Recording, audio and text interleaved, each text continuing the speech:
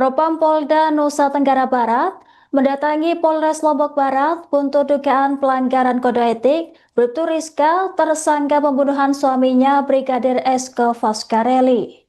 Brigadir Esko yang bertugas di Polsek Sekotong ditemukan tewas mengenaskan dengan leher terjerat tali di belakang rumahnya di Desa Jembatan Gantung, Lembar, Lombok Barat.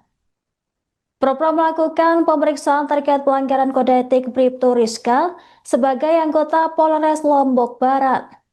Kabar ini dikonfirmasi oleh Kabid Humas Polda NTB, Kombes Pol Muhammad Khalid pada Senin 22 September 2025.